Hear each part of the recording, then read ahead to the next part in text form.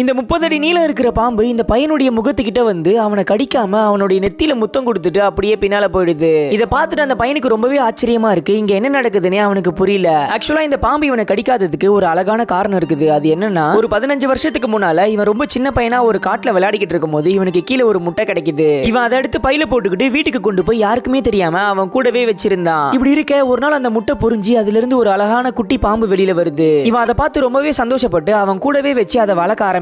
ஆனா ஒரு நாள் அவங்க அப்பா அந்த பாம்பை பார்த்துட்டு நீ இப்ப இதை சாகடிக்கிறியா இல்லையான்னு சொல்லிட்டு அவனை துரத்த ஆரம்பிக்கிறாரு. அவனும் பயந்து அந்த பாம்பை கையில எடுத்துக்கிட்டு ஓடி போய் அதை காட்டுல விட்டு அதோட உயிரை காப்பாத்திடுறான். அவன் அதை காப்பாத்தினதுனால அந்த பாம்புக்கு அவனை ரொம்பவே பிடிச்சு போயிடுது. அதுக்கப்புறம் பின்னாலேயே அவங்க அப்பா நிறைய பேர் கூப்பிட்டுக்கிட்டு அந்த இடத்துக்கு வந்துடுறாரு. வந்து பார்த்தா அங்க இருக்கிற தண்ணிக்குள்ள இருந்து நிறைய பாம்புங்க அந்த பையனை நோக்கி வருது. அப்ப இவன் காப்பாத்தின அந்த குட்டி பாம்பு யாரும் இவனை கடிக்க கூடாதுன்னு சொல்லிட்டு எல்லா பாம்புங்களையும் திரும்ப தண்ணிக்குள்ளேயே கூட்டிட்டு போயிடுது. அதுக்கப்புறம் 15 வருஷம் கழிச்சு திரும்ப இவன் இந்த காட்டுக்கு வந்திருக்கான். இன்னும் இந்த பாம்பு இவனை ஞாபகம் வச்சிருக்குது. அதனாலதான் இவனை கடிக்கவே இல்ல.